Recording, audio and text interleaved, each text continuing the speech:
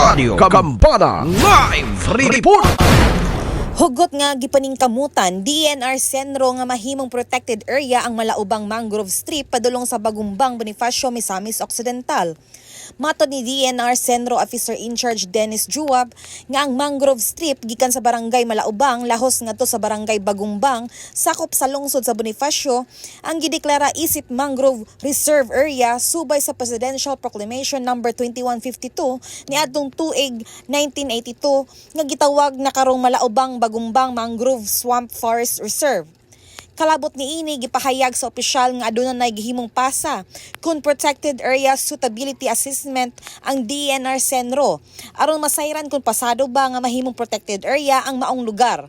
O pinaagi sa tabang ni Misamis Occidental 2nd District Congressman Ando Waminal, posible nga mapalig-on sa maong tinguha ngadto sa Kongreso. Mao po nay atong gikuan karon kanang murag kanang gipaningkamutan na mahimo siyang protected area.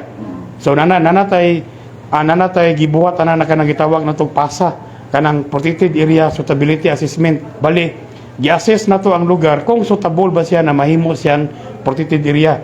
O na nakandak na natong activity giikuan kanang gi-submit na mo sa Manila for review or consideration na mahimo siya og kanang protected area.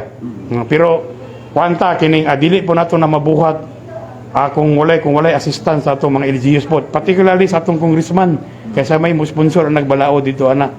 So ang atong congressman dire kuan gisa supportive kaysa sa atong si congressman Ando supportive kaysa sa activity sa atong kanang pagpahimo og protected area ng maong lugar. Samtang gipaklaro ni Senro OIC Dennis Juab nga dili maapektuhan ang maong mangrove area sa Malaubang sa gihimong bypass road, sanglit gi-reroute sa DPWH ang plano aron dili maigo ang vital resources sa mangrove reserve sa Dakbayan sa Osamis. Alang sa DXDD ang Radyo Kampana, ang radyo sa simbahan, ako si Double D1 Estela Remedios Palaw, Danag sa Dakbayan.